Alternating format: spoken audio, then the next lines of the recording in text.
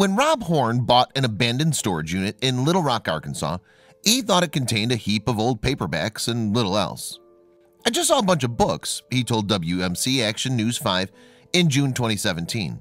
"I can sell books." On closer inspection, however, the dozen or so boxes contained some personal journals, and the author of them was an infamous convicted murderer.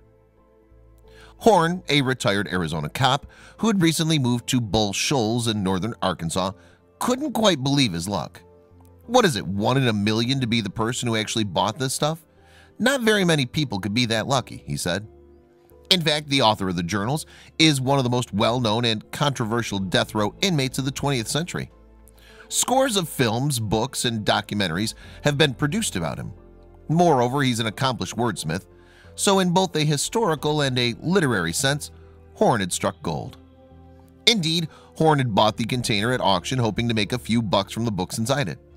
When he flicked through them, though, he saw that many of them had been inscribed with a single name. And while he didn't think much of it, his wife then found an intriguing personal letter. So who exactly had all this stuff belonged to? "We started Googling really quick," Horn told WMC Action News 5. "Of course, we came up with it. Then I thought, wow, we might be able to make some money off this. I consider myself really, really lucky," is what I got to say. The books had in fact belonged to Damian Eccles, one of the so-called West Memphis Three. Eccles had spent 18 years on death row for the 1993 murder of 3 young boys. The conviction was controversial, however, partly because prosecutors had exploited local hysteria about supposed Satanists operating in West Memphis, Arkansas, a small city in the heart of the Bible Belt. The story began on May 5, 1993, when a trio of 8-year-old boys disappeared while out playing near their homes in West Memphis. Their parents subsequently reported them missing, and police dispatched search teams the next morning. Then later that afternoon, the dead bodies of Stevie Branch, Michael Moore, and Christopher Byers were discovered in a muddy drainage ditch, naked and hogtied. West Memphis police soon pinned the crime on 3 local teenagers: Jason Baldwin, 16, Jesse Miskelly Jr., 17, and Damian Eccles, 18.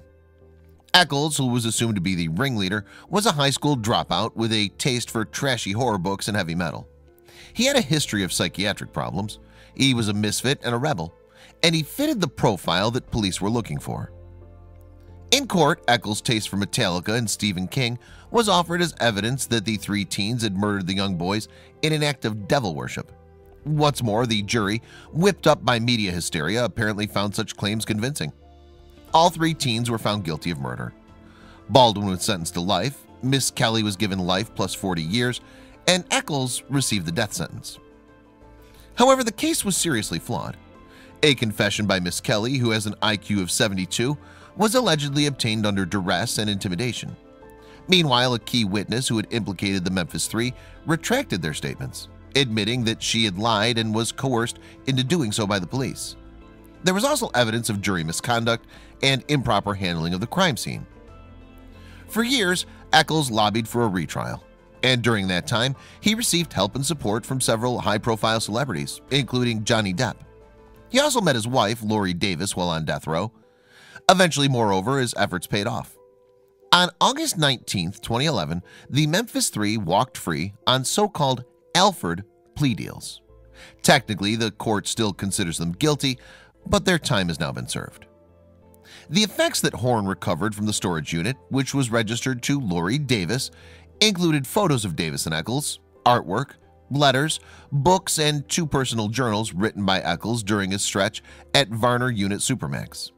These journals were going to be an insight to what it was like for him when he was in prison, Horn told WMC Action News 5. That ought to make for some good reading.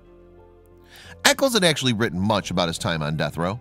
In fact, he'd penned 3 published books about his ordeal: Almost Home, My Life Story, Life After Death, 18 Years on Death Row, and Yours for Eternity, a love story on death row. His depictions of daily life in a Supermax prison are as raw and riveting as they are disturbing. The exercise yard, Eccles explains in Life After Death, was little more than a filthy concrete stall, much like a miniature grain silo. These prisoners walked in shackled silence, breathing in the fumes from rotting animal cadavers and feces. When you first enter, you have to fight against your gag reflex, he wrote. It's a filthy business trying to get some exercise. In the movies, it's always the other prisoners you have to watch out for, he continued. In real life, it's the guards and the administration. They go out of their way to make your life harder and more stressful than it already is, as if being on death row were not enough. Indeed, according to Eccles, the guards kept the prisoners in a constant state of exhaustion. The lights were turned off for 4 hours a day, but the door slamming, keys hitting the floor, guards yelling at one another as if they're at a family reunion, it all wakes you up. You can never sleep very deeply here anyway, because you have to stay aware of your surroundings. Bad things can come from those caught off guard. Naturally, Eccles longed for home, and he wove poetry between his visceral descriptions of prison life. For a split second today, I could smell home, read one's passage. It smelled like sunset on a dirt road. I thought my heart was going to break. The world I left behind was so close I could almost touch it. Everything in me cried out for it. It's amazing how certain shades of agony have their own beauty. Meanwhile, in August 2017, Rob Horn got hold of a second storage container full of yet more of Eccles' personal items. It's a double jackpot, actually, Horn told WMCA Action News 5. It's the grand jackpot as far as dealing with the stuff we got from him. There's more personal stuff.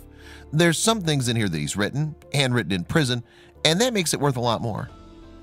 The haul also includes a cache of legal documents and correspondence pertaining to the trial, as well as numerous poems. Horn has even expressed an interest in publishing some of them, if he can do so legally. However, his motivations are not entirely clear. According to WMC Action News 5, Damien and Lori Eccles have requested the return of the items in the storage container. Yet, while Horn has in fact returned a handful of precious keepsakes, such as Lori's baby book, he intends to sell the rest online. You know how I said I was so lucky to get the last one? Just right place, right time, he said. Well, luck must run in my family.